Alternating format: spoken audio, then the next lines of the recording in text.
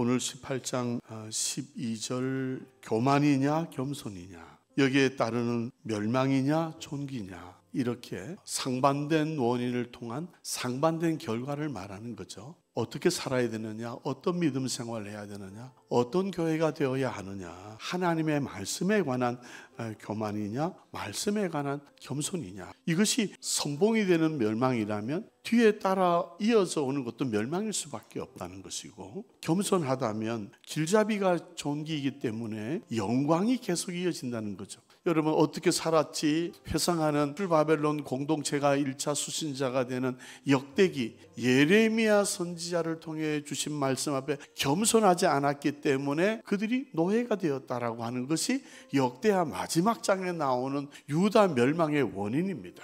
겸손하지 않았기 때문에, 낮추지 않았기 때문에. 하나님의 말씀 앞에 겸손하고 낮출 때, 그리고 말씀을 높일 때, 그것이 바로 존귀의 길잡이, 영광의 길잡이가 된다라고 하는 것이죠. 존귀한 교회, 영광스러운 교회가 될 수 있는 것은 그 교회 공동체가 하나님의 말씀 앞에 겸손하는 겁니다.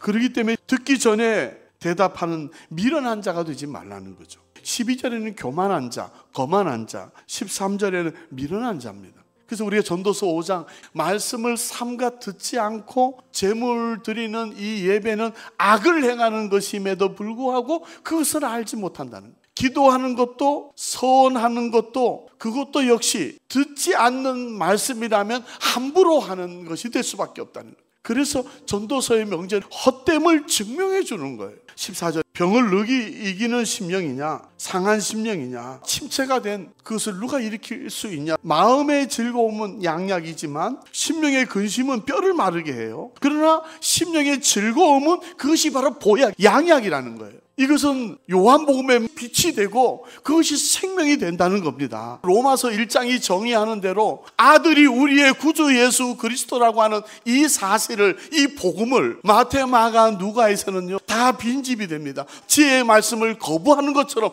그래서 빈집이 됐다는 거예요. 그래서 세례 요한이 증언을 하는 거예요. 보라, 세상 죄를 지고 가는 하나님의 어린 양이야. 히브리서가 말하는 것처럼 선지자보다 우월하신 분이 와도, 모세보다 우월하신 분이 와도, 천사보다 우월하신 분이 와도 마태복음에 빈집이 되기 때문에, 그래서 세례 요한이 증언하는 거예요. 그 불의를 짊어지고 가는 아사셀 양이라고요. 예수님, 당신이 당신을 나는 세상의 빛이다, 나는 생명의 떡이다, 나는 생수의 강이다, 나는 세상의 빛이다, 이렇게 증언하는 겁니다. 여기에 교만하지 말라는 거죠. 이것이 우리의 기쁨이 되고 즐거움이 되라고 하는 거예요. 그래서 잠언 18장 15절, 얻고 구하고 찾고 사고 마음을 거기에 두고 배우고 귀를 기울이라고 하는 거죠. 우리 천국의 비유처럼 밭에 감추인 보화처럼 나의 모든 것을 가지고 이것을 사기를 원하십니까? 그렇다면 그 말씀은 우리에게 빛이 되고 생명이 되고 보약이 되고 양약이 된다라고 하는 거예요. 생명을 만들어내는 말씀이기 때문에 그런 거예요. 이 말씀은 어렵도다. 수군거리는 걸 예수님이 들으셨다고요. 그래서 이렇게 말씀하십니다. 이 말이 어려운 것이 아니고 너희들이 수군거리면 이 말이 너희에게 걸림이 되는도다. 어떻게 살아야 되느냐? 저항하는 자가 되지 말고, 거부하는 자가 되지 말고, 수용하는 자가 되고 환영하는 자가 되라는 거죠. 병을 이기게 하는 17장 22절의 이 즐거움, 그리고 16절, 사람의 선물은 그의 길을 넓게 하며 또 존귀한 자의 앞으로 그를 인도하신다는 거예요. 선사품이라는 의미는 존경하는 뜻으로 그 의미를 담아 드리는 물건, 선물입니다. 내가 경외할 때 선물 드릴 수 있는 거예요. 경외해야, 겸손해야 우리가 하나님의 말씀을 얻을 수 있다는 얘기 아니에요. 이것이 근본이라고요. 이것이 시작이라고요. 이게 첫걸음이 되게 하라는 겁니다. 그때에 그의 길이 넓어진다는 거예요. 또 존귀한 자의 앞으로 그를 인도하신다.